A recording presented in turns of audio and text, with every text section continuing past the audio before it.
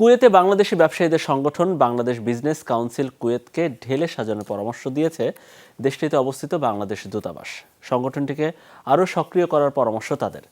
রাষ্ট্রদূতের দাবি, দেশটির বাজারে বাংলাদেশি পণ্যের প্রসার ঘটাতে দেওয়া হয়েছে এই পরামর্শ। দূতাবাসের পৃষ্ঠপোষকতায় 2016 সালে প্রতিষ্ঠিত হয় বিজনেস কাউন্সিল। কুয়েত থেকে সহকর্মী মোহাম্মদ হেফজু মিয়ার প্রতিবেদনে বিস্তারিত।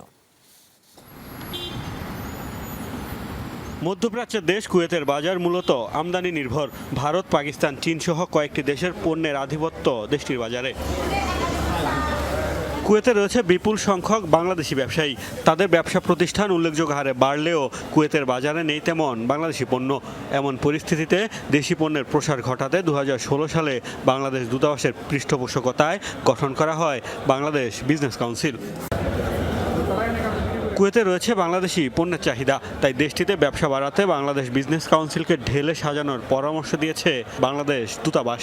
জানা মতে এখানে অনেক ব্যবসায়ী আছে, তো আমি এই বিজনেস কাউন্সিলটাকে একটু ইফেক্টিভ করার জন্য একটু চেষ্টা করছি, করার পরিকল্পনা করেছি।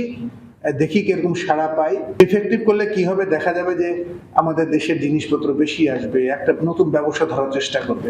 বিজনেস কাউন্সিলকে নিয়ে দূতাবাসের পরামর্শকে স্বাগত জানিয়েছেন সংগঠনটির বর্তমান কমিটির নেতারা। বলছেন সকল ব্যবসায়ীকে একসাথে করে পরিচালনা করতে চান সংগঠনটির কার্যক্রম।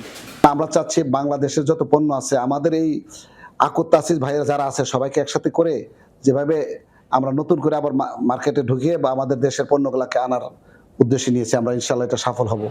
কুয়েতে চাল, ডাল, তেল, আটা, ময়দা সহ হিমায়িত মাছ, মাংস ও নানা পণ্যের ব্যাপক চাহিদা রয়েছে।